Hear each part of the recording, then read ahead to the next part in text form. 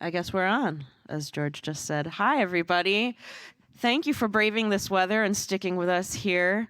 My name is Jannina Norpoth. I'm a violinist, composer, and member of Public Quartet. And I'm just so honored to be here at SphinxConnect. I was in the original Sphinx cohort the very first year as a teenager, and it is wild to see how this organization has grown. And every year, it's just so meaningful to be here and to see the people and the heart in the community, and the ideas and the creativity that happens here at this conference and during the Sphinx competition.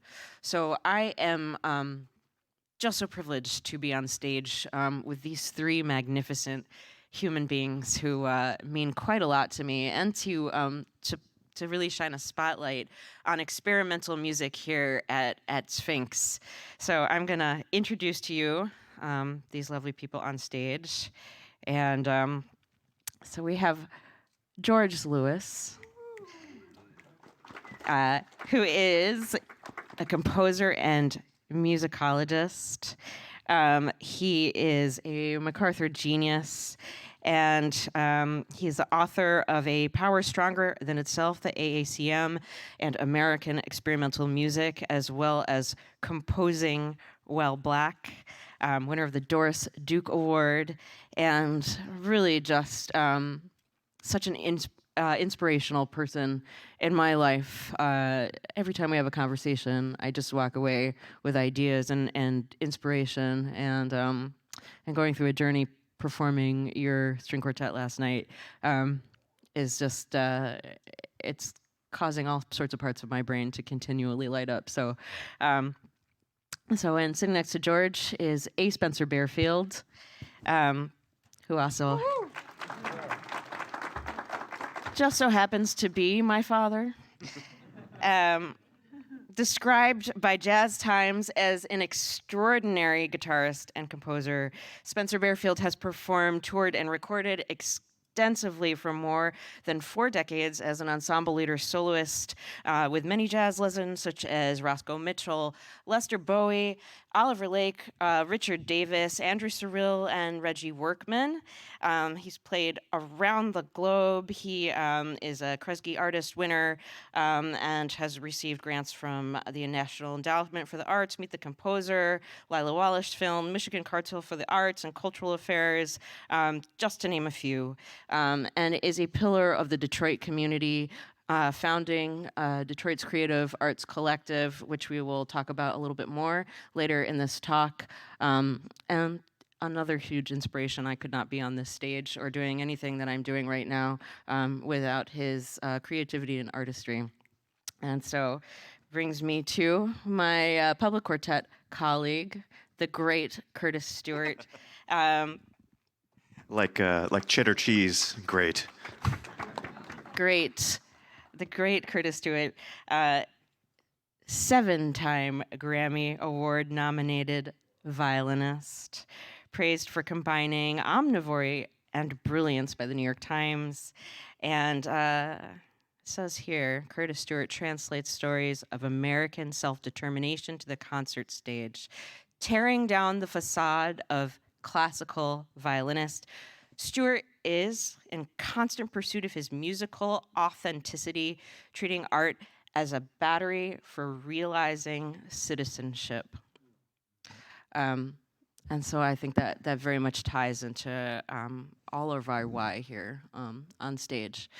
So, because we're trying to, this is the hefty title I chose, The Evolution and Convergence of the Black Avant Garde, which we will scratch the surface of today.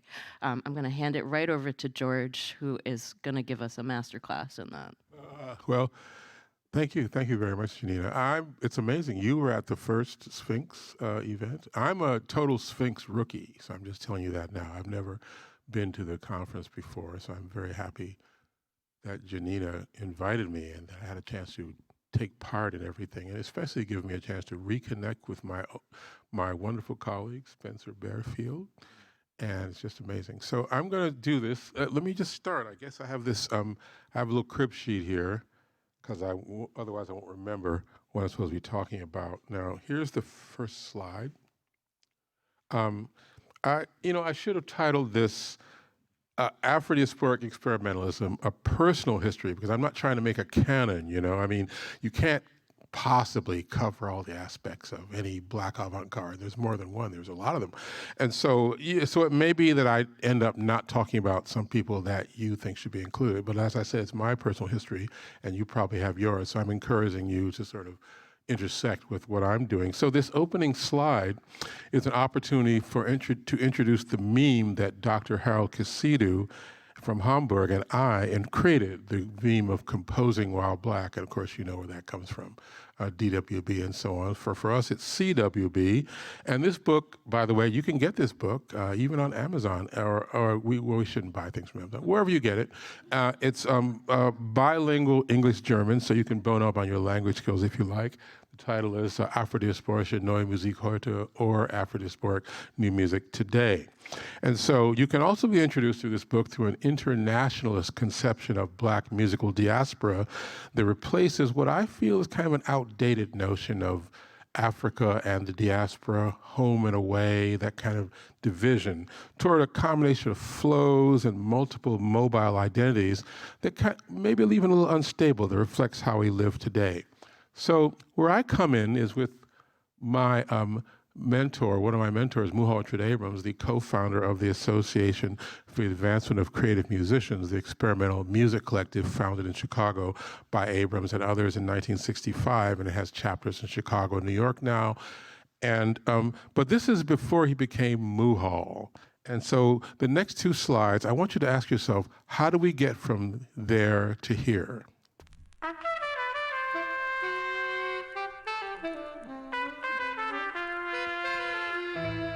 Can y'all hear that?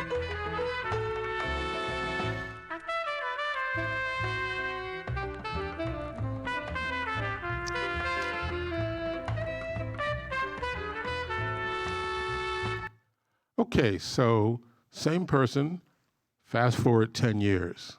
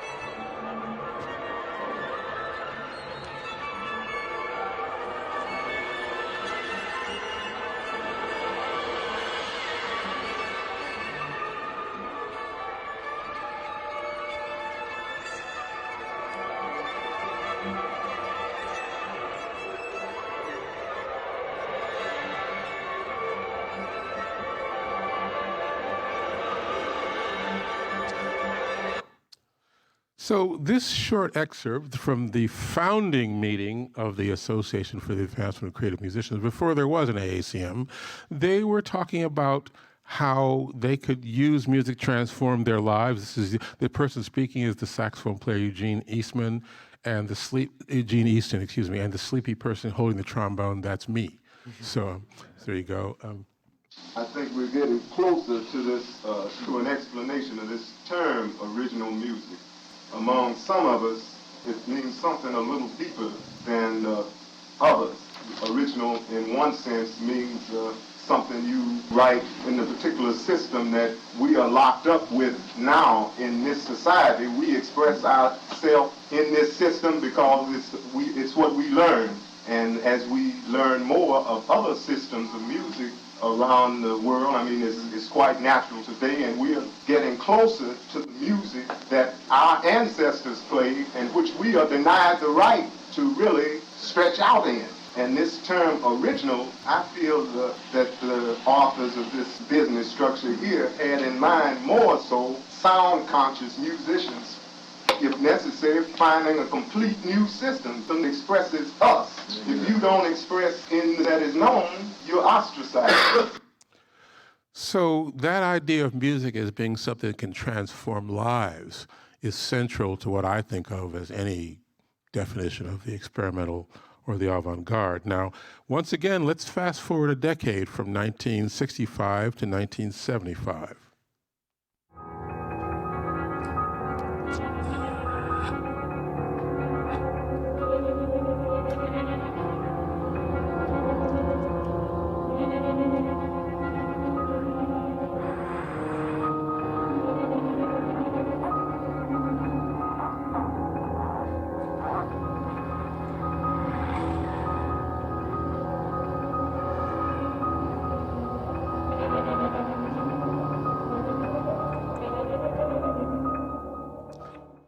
So Spencer Barefield, Spencer Barefield, co-founder of the Creative Arts Collective, and with Roscoe Mitchell and others.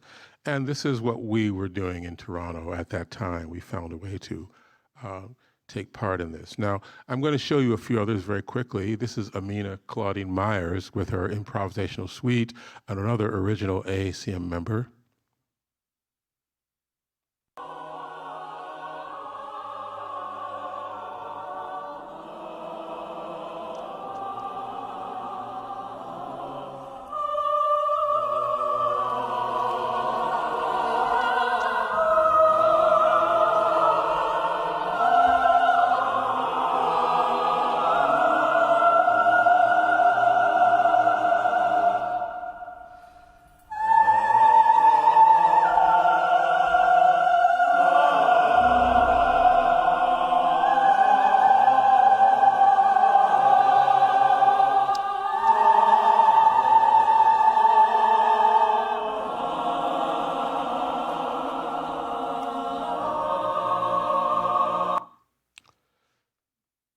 Another work by a third-generation AACM member, Nicole Mitchell, who was the first female president of the organization.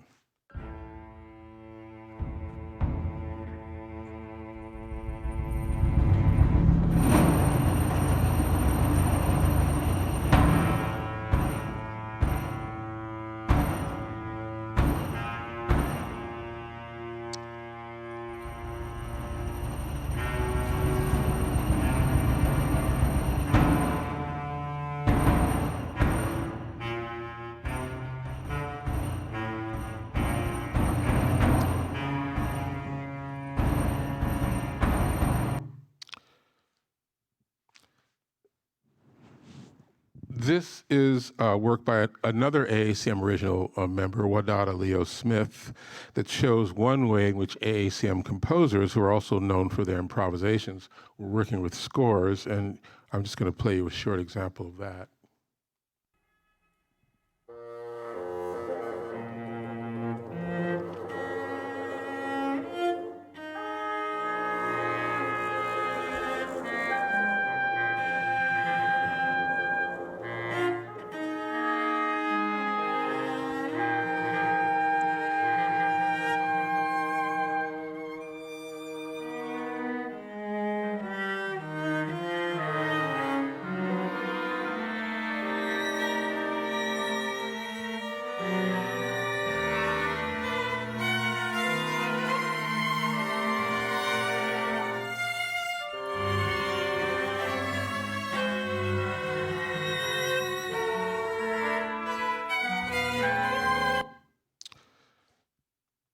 And that's me in 1984, around the time I was developing artificial intelligence techniques at the Pierre Boulez Fountain Institute, IRCAM.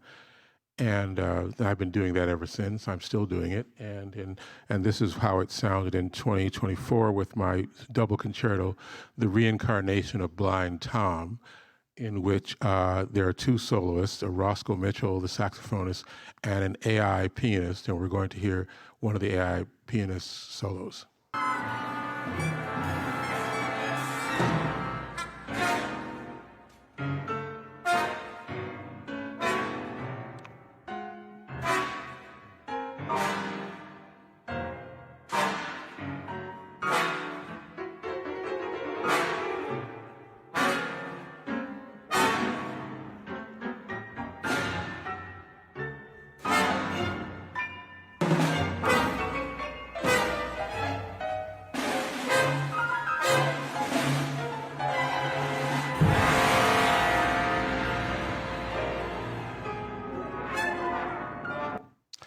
So in that piece, just to tell you what's going on, is sort of the AI pianist is listening to the orchestra, and it's figuring out what it's going to play and what it's going to improvise at that point.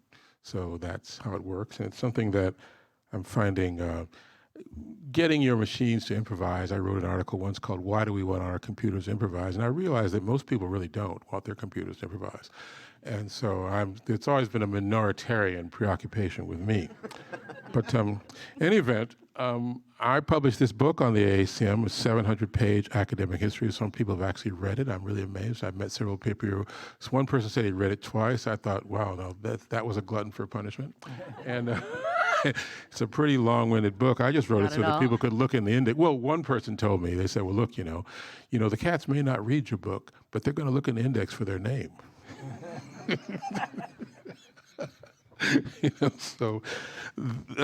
This is an article from 2020 in which you can find this article on the web, New Music Decolonization in 8 Difficult Steps. In other words, a kind of what Germans would call Bedienungsanleitung, or a user manual for decolonization, and admitting that these are very difficult discussions, not 8 easy steps to getting a gadget to work, but 8 difficult steps to getting a society to work. And these are some of the ones in which I'm asking people to move away, asking the classical music field to move away from celebrations of pan-Europeanism toward a kind of a decolonized, creolized conception of its identity.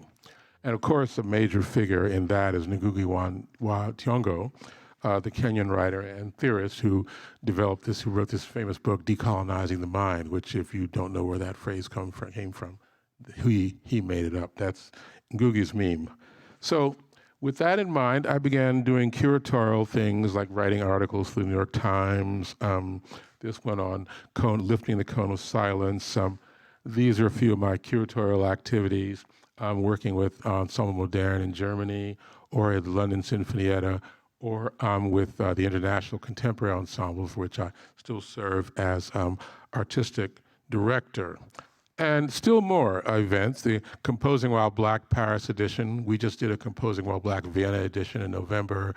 I'm doing the new Composing While Black New York edition. We're using our meme, or Always Already There, in which we had public and private discussions in Berlin for a week with 20 Afro-diasporic composers from all over the world, including Europe-born Afro-diasporic composers, which is very interesting because a lot of people thought that Chevalier de Saint-Georges was the last black composer born in Europe. So this leads us to the current season of Berlin's Deutsche Symphonieorchester, in other words, the other DSO, in which an entire season included black composers, not just in February, but all year.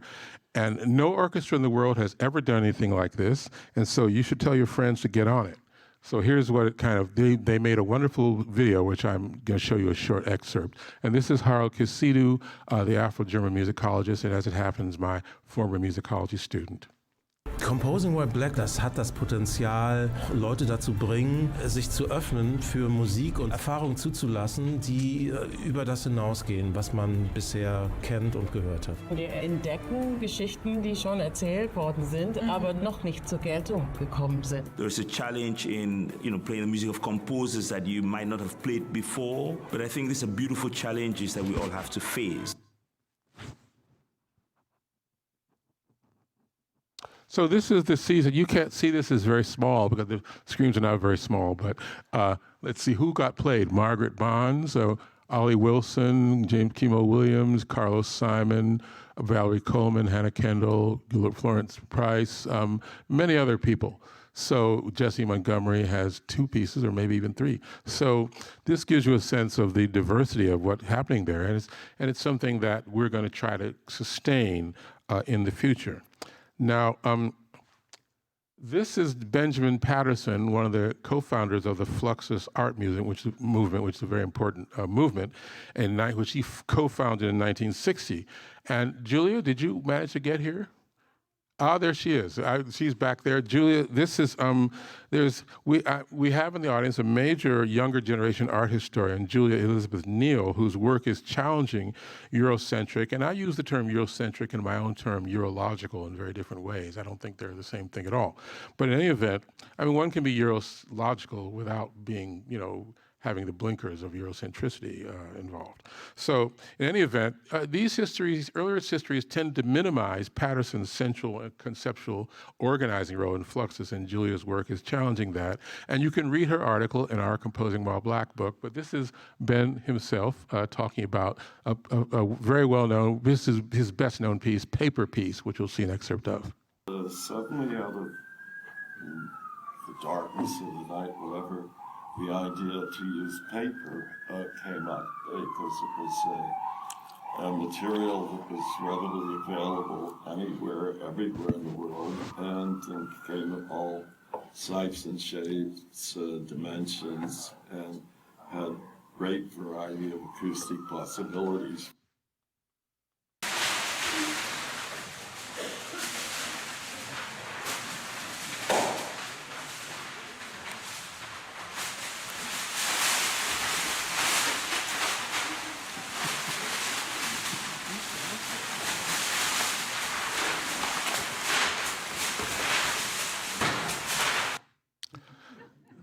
Now, I can just tell you that there are a few liberties were taken with the original score in this performance.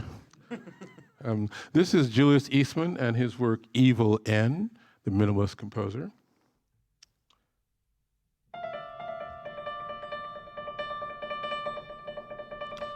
That's the first theme, the Keep This Boy Running theme.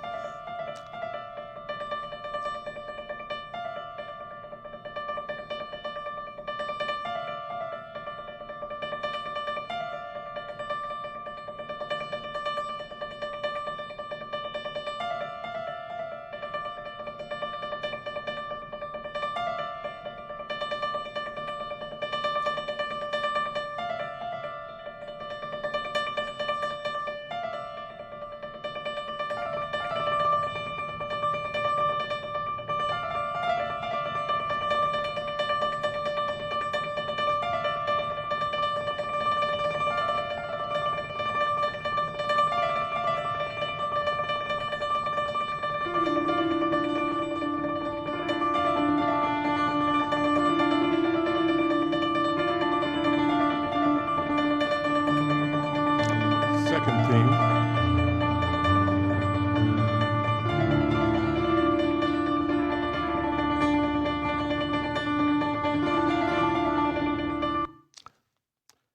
This is one of today's most important music theorists, Kofi Agawu from Ghana, a major component of decolonial thinking in music. And this is a very important article. It's just he just brought out another version, African art music and the challenge of post-colonial composition. This is Akin Uba, the Nigerian composer and scholar, who the originator of the concept of African pianism as early as 1964.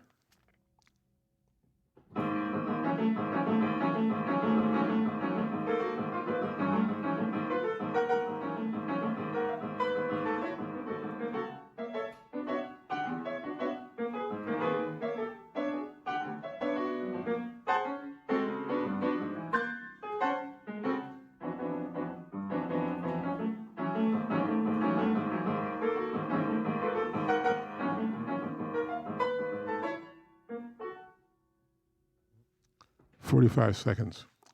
Amazing. Other things you should read, the Nigerian scholar Bode Amojala's Nigerian Art Music, a very important book, and the work, this is a piece, 12 pedagogical pieces by Kwabena and Ketia. So you should visit two Nigerian scholars, Nigeria, Ghana, being very important places in this music. For example, this is a brief excerpt from Joshua Uzo-Igwe's Talking Drums Egu Amala from 2003.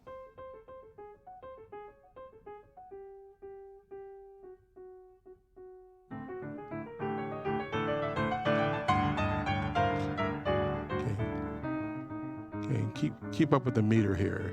That is if you can.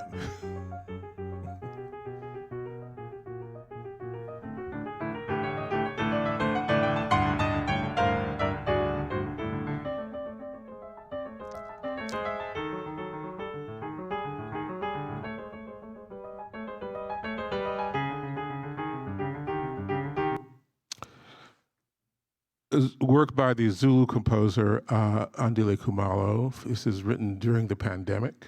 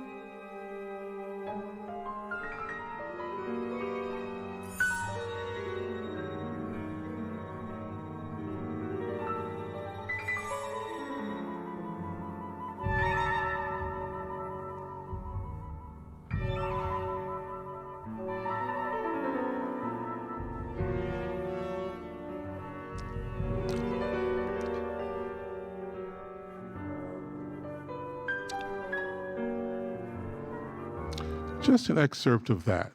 As I said, many people are surprised to hear that Chevalier St. George was not the last black composer born in Europe. So this brand new book by Jesse Cox, the Swiss composer, Sounds of Black Switzerland on Duke University Press, just came out a few months ago. It's something I recommend you.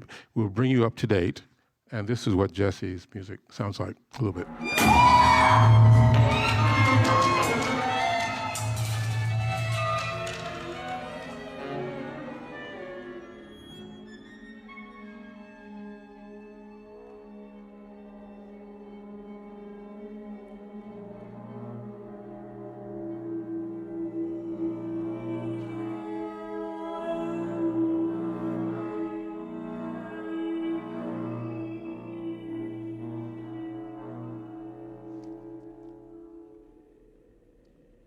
This is the work of Hannah Kendall. This is one of her most audacious recent works with walkie-talkies in it.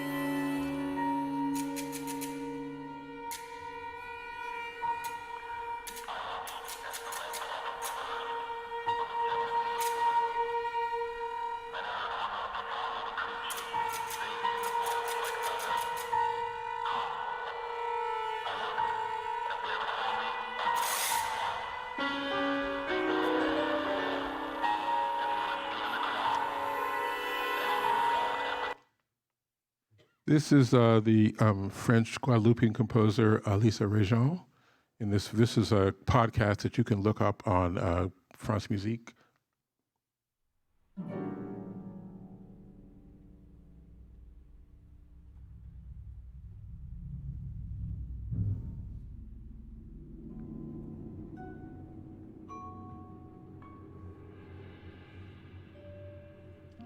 Hard to hear. Can you turn it up a bit?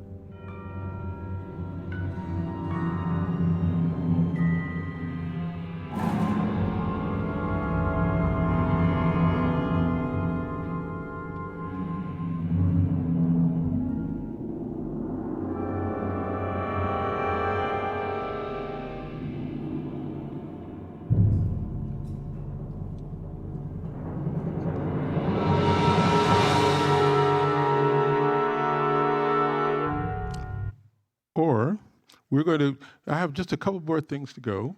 This is Yvette Janine Jackson's electroacoustic radio opera, where it's basically through slavery to freedom, where the inhabitants of a slave ship find themselves in a parallel universe.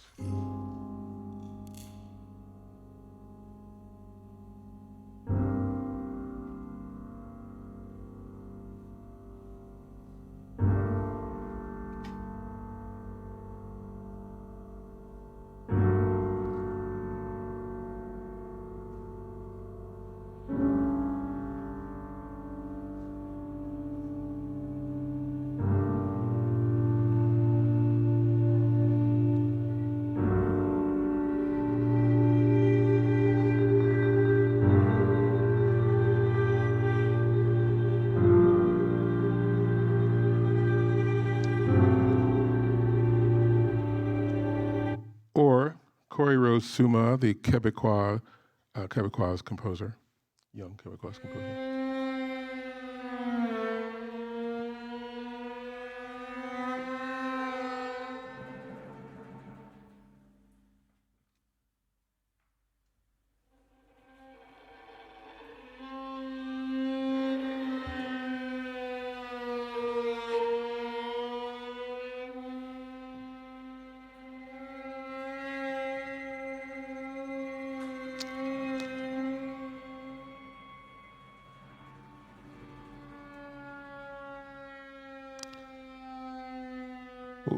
It'd be great to hear more of that, but we have to stop. But I just wanted to let you know one last thing. The title of this work expresses what a lot of us feel about the day. This is Jalalu Calvert Nelson, the African-American composer who's lived for 30 years in Switzerland. The title of this work is, which is a Pulitzer Prize finalist for 2025, Jim is Still Crowing.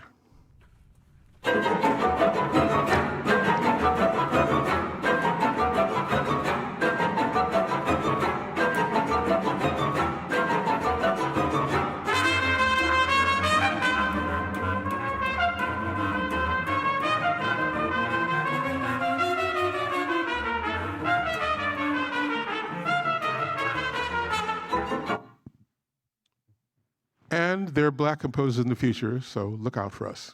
Thank you. Sorry.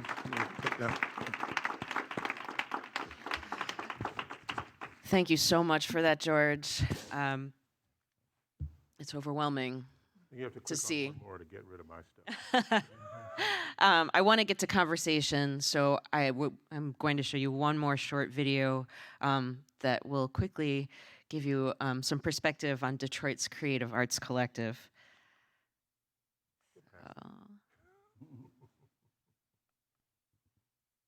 Detroit was and still is brimming with gifted musicians.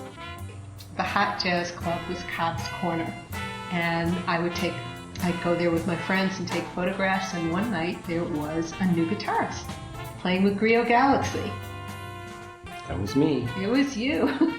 Spencer would feature many of these musicians at the Detroit Institute of Arts in his 13-year Creative Arts Collective concert series. Entitled Creative Music at the DIA, he presented more than 100 concerts between 1979 and 1992. And it was about getting well-known, established guest musicians from all over the country to come work with Detroit musicians, and there would be an exchange of ideas and music, and something new would come out of it every time we did a concert. So. The house band for the series included Spencer with saxophonist Farouk Zibay, percussionist Tani Tabal, bassist Jaribu Shahid, and saxophonist Anthony Holland. They're standing in the back row of this photo. In the front row, we see saxophonist educator Donald Washington, who founded and led the Bird Train Sko Now education band and mentored some future stars such as James Carter and Cassius Richmond. And trumpeter Marcus Belgrave, who mentored dozens of future stars, including pianist Jerry Allen. In this photo, Spencer, Jaribu, and Tani are joined by a little violinist. That's our 4-year-old daughter, Jannina. Determined to play music with her dad, she is now an accomplished violinist. Beginning in 2007, Spencer and I, through the Creative Arts Collective, along with our neighborhood organization, the Palmer Woods Association, launched Palmer Woods Music and Homes, a series of jazz, classical, and world music, and some blues too, concerts held in the majestic homes and gardens in Detroit's historic Palmer Woods. We began the series to support the arts and change Detroit's image at that time as a city of decay and ruins. We knew better and wanted to showcase that Detroit was and is filled with some of the world's most gifted musicians and artists and fabulous neighborhoods and architecture. Detroit has a long-lasting history of having great musicians there. So we wanted to have a place where we could present concerts of our own original music. Can you talk a little bit about some of your memories of being part of the Creative Arts Collective in Detroit and the Creative Music at the DIA series? Yeah. I mean, some of those concerts were very, very exciting.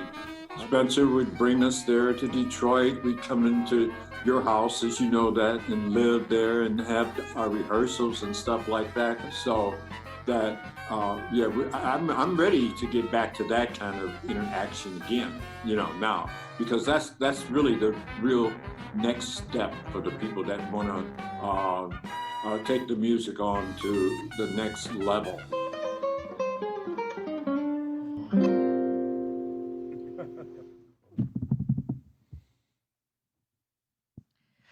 So I'm actually going to jump ahead to a question that I wanted to pose to all of you, and I want to read a little clip from George's book, because it really ties into this idea of the creative musician, and creative music was really a conscious choice by the AACM to avoid categorization. And I think that's something that comes up at this conference with Black music all the time, and sort of categorizing what we do. So I'm just going to read this. I draw upon first wave AACM trumpeter Leo Smith's short book from 1973, notes 8 pieces, source New World Music, Creative Music, and concluding that a major aspiration of the theory that jazz and creative music are the synonyms is the ratification of the very borders that the musicians were trying to erase through their revised discourse. This concretization also comes bundled with an attempt to discursively revoke the mobility of the musicians themselves. To shore up this conversation, an ad hominem-based essentialism is deployed in asserting that creative musicians were really jazz musicians after all. That his framing was in serious question be gleaned from an exchange in a later chapter in which Muhal Richard Abrams counters another member's use of the term jazz with rejoinder, we're not really jazz musicians. The usual rejoinder to this expression of self-determination draws heavily upon a vulgar version of the institutional theory of art that is, whatever they may call themselves, these musicians were part of an economic and social art world of jazz, or, as Eddie Murphy's gruff barber character in the film Coming to America spat out in dismissing Muhammad Ali's declared change of name, I'm not going to call him Clay. That's what his mama called him. And then you later to go on to talk about the one drop rule of jazz.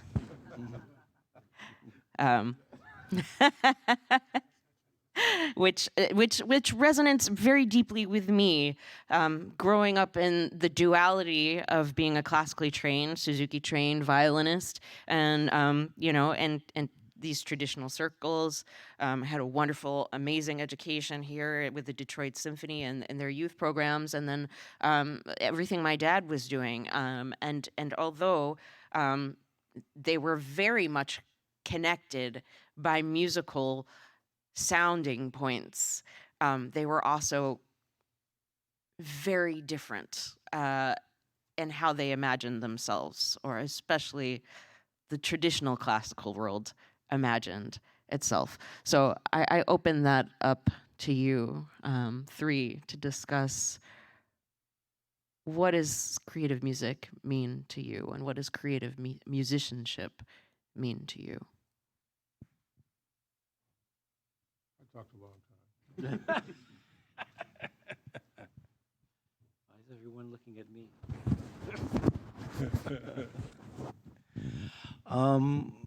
Well, creative music is using your thoughts, your experiences, how you see the universe, and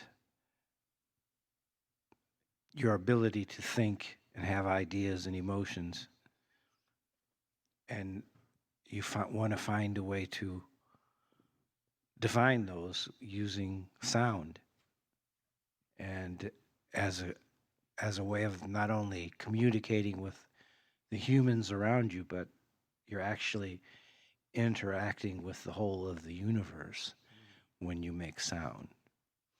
So for me, music is everything. And I do mean everything, because I'm very much into the world of physics and quantum mechanics, and thinking about, I spent a lot of time thinking about what everything is. And from what I've been able to surmise, everything, if you talk with a physicist, they will try and convince you that the universe is, they'll break it down into, what are the forces of the universe, and what is the difference between matter and energy. And it all began as sound. The beginning of the universe, as far as we know, began with vibrations. Vibrations are sound, but they're not just sound. They're light, they're gravity. All the things that we call forces and fields are simply vibrations, and they follow the same rules whether you're talking about sound, electromagnetic energy, gravity, dark energy, they all interact the way sound waves interact. And the peculiarity of that is, I like to try and imagine what it would be like if we could actually see sound like whales and dolphins can do. Right now, the sounds in this room would make geometrical shapes and patterns that look like Buddhist mandalas. And it's really amazing to watch. You can pull up samples on YouTube where it's just, remember the word cymatics. Look that up and see, and you can actually see what sound actually looks like. It can be transformed into. So anyway, all of what I noticed about music is it's a way of communicating with you, the humans, animals, everything around you, using vibrations. And those speak to us both intellectually and emotionally. And the magic thing about it is the emotion part to me, because that's something that we don't have to be taught. Language is more complex. You have to learn words and sentences and the language before you can actually communicate in it. But we're born with certain reactions to music. I mean, if you walk into a room of kids and you play a major chord and you say, is that a happy sound or a sad sound? They'll all say, that will be happy. And then you play a minor chord and say, well, what about that one? Well, that's sad. Everyone knows that. But nobody told them that. And, as we grow and learn and become to understand more of the world of thought and emotion, music is a way of speaking. And like I say, I often tell people, movies, visual images, that's just music that you can see, because your apparatus for seeing them enables you to see electromagnetic waves and get information from them and then transmit that to other people.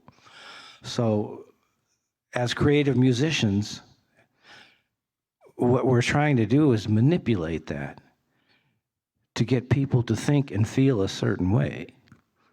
And you don't want to be limited in that to any particular thing. People are always trying to put you in a box and say, okay, well, this is jazz, and those people play jazz, but no, they can't play classical. No, and these people play classical, but they can play jazz too, but they shouldn't have to. It's beneath them. But am I getting off the beaten track there? Or? Not at all. Okay. We're talking about avant-garde and experimentalism, so there is no beaten track. There are no wrong notes here. All right then. Yeah, that's what I was always told. And back to that little film clip, the first music that you heard in there, the bassist was the incredible Richard Davis. I don't know if you know of him, but he's like, a musician that did it all. He's a brilliant guy. He made over 3,000 recordings in his lifetime. And this guy did it all from, the extremely traditional. He played with all of the most incredible people of traditional jazz. And but he was also an amazing classical musician who, he came up and he died in his 90s just a couple of years ago. He was a very close friend of mine and such a great guy. I learned so much from him. And, he was one of those musicians who you couldn't put in any kind of box. he would do everything. He was not only an incredible jazz and classical musician. He worked with people like Stravinsky and Boulez, and actually Stravinsky would heard him in a jazz club and said he was doing a duet with a pianist. It might have been Roland Hanna, I'm not sure. And he said, these musicians have the virtuosity of gods. and you know, Richard, by that time, he had already been snubbed by all the orchestras, which were still segregated in the 1950s. And he had auditioned for all these orchestras to be a classical bassist, and because he was black, it wasn't allowed at that time. And so Stravinsky started like taking composer in residence kinds of jobs, and he'd say, well, I have something, I have a musician that I like to play in the bass section. And he wouldn't tell him that it was a black man. And the next thing, there's this 6-foot black man in the bass section, you know. So anyway, I just had to get that out there because he's such an important person, and it was a tremendous influence on me, as was the AACM. And this gentleman to my left, I met when I was 19 years old, and I was a student at Michigan State University. I was 20. He was 20. But, you know, he was ACM from Chicago, and I had recently met Roscoe Mitchell, and you know, he had started mentoring me, and through him, Roscoe had a group with George and the great, incredible Muhal Richard Abrams, and I persuaded him to let me join the group for a trip to Toronto, and did my first ever record with 3 of the greatest musicians I'd ever met, Roscoe, Muhal, and George. That was the one we heard, right, with the green? That's the one. That was the piece that George played a sample of was a Roscoe Mitchell piece called Cards. And Roscoe, that's exactly what it was. It was a set of cards that could be shuffled so that you would arrange the cards however you want, and then you would play them. And maybe that wasn't cards. On screen is actually... It was Tanuna. And but Cards is on that. There's a Cards on that album, and on screen is actually a work that we commissioned, Creative Arts Collective commissioned. You'll see Pablo Quartet on stage there with Spencer Barefield and Roscoe Mitchell, and this is us performing Cards, the Detroit deck, here in Detroit at the Detroit Institute of Arts. So we're gonna have to jump to audience questions very shortly, but I wanna just Curtis Stewart here. I wanted to shine a light. You and I both share much inspiration from our parents and our upbringing, and my curiosity and the artist that I've grown into, the opportunity to be curious and to think outside of the education I had in school, is rooted in what I learned from my parents. And Barbara, who is sitting right here, you heard her voice on the video, and all the photos that you're seeing here are her documentation of Creative Arts Collective. And that is a very different education than the one I had in school. So I want to ask you about your upbringing and your parents and the effect that has had on your musicianship and your creative projects. So that's my dad, Bob Stewart. He plays jazz tuba. He originally studied classical trumpet in Philly, and had to find his way and made it happen and switched to tuba. And created a role for himself, played with people like Dizzy Gillespie, McCoy Tyner, etc. And that's my mom up at the top, also a violinist. She was a composer and played a lot of Greek music, and used to hang out with Steve Coleman and do the whole Avant Garde jazz thing in New York. And my grandmother is up there too on the right, and she was in the Warsaw Opera. She was a singer in the Warsaw National Opera. Growing up in that family meant that I didn't think I was being creative. Growing up in that family meant that making music, it was just about expression, precision, invention. That is what you did. Growing up in that family meant that for me to call myself, this is a slightly deferring to, for me to call myself a creative musician is the same as somebody calling something urban music. It's, oh, you're over there. It's the chamber series saying, oh, you're going to be our eclectic program this year, our one. It's making all of those musicians compete against each other to get a little spot on this stage. Being a creative musician means making it happen, finding your own funding. Being a creative musician means documenting all that stuff and creating your own history. Being a creative musician means resisting what you have to do to be bought, and resisting losing your humanity so that you can be bought and sold. So that's what I carry with me, my family, and I protect that. Thank you for that.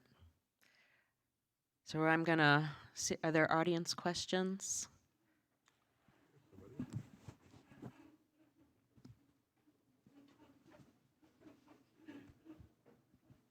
Hello, thank you so much for this. I really appreciate the familial aspect of this overall story that's being told. I think it's really beautiful.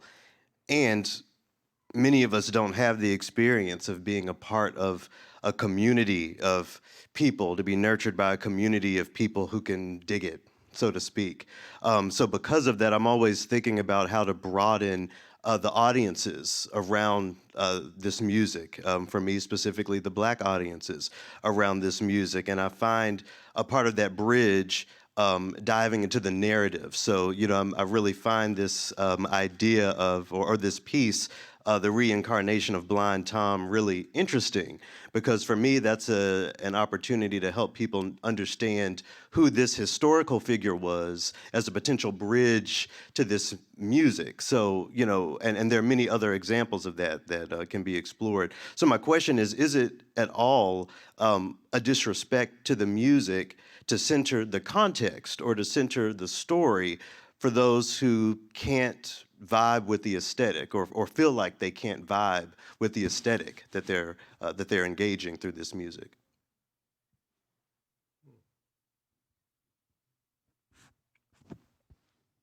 So I don't know. I mean, every music has a story, and we grow up with certain stories. And one of the things we grow up with, certainly, if you are, and this is, I'm going to be speaking from the standpoint of the relationship between Blackness, international Blackness, and classical music, is that that story tends to be exclusive of international Blackness, to exclude international Blackness.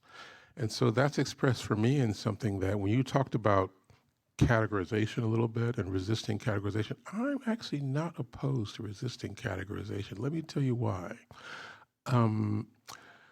I was with these people in this Afro-diasporic incubator, 20 Black composers, and I came up with something. I said, how many of you actually are recognized for being Black classical composers? And they said, well, no, they always tell us we're something else. We're not part of the tribe. You're not part of the story we're telling. And so a lot of it is just to make sure that people are included in the story. And so people have to be told, well, you're a part of this too. And so the Blind Tom narratives are a part of that. We even developed a term for it. And I developed this term, well, we developed it from the term misgendering. And instead we called it misgenreing, which is to say that to be recognized as a classical musician, despite all that training and all that devotion and all that, and then somebody comes along and says, well, you're not part of the tribe here. What are you doing here? And so that's a story that we have to sort of revise, and that takes work, as Loki knows as well as anybody. He mentioned, you mentioned about the difficulty of reaching audiences of color. That is a real difficult thing for people who are involved with presenting black music or any kind of black art form.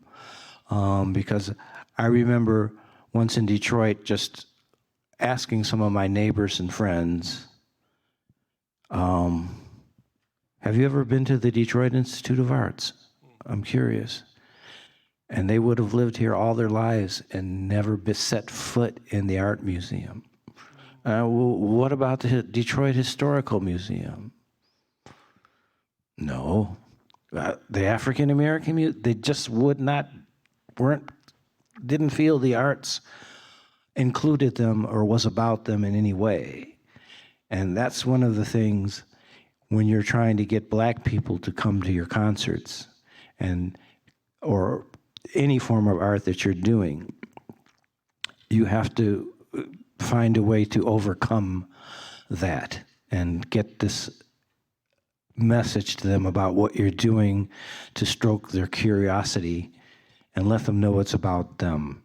And you have to find creative ways for using media and whatever it takes.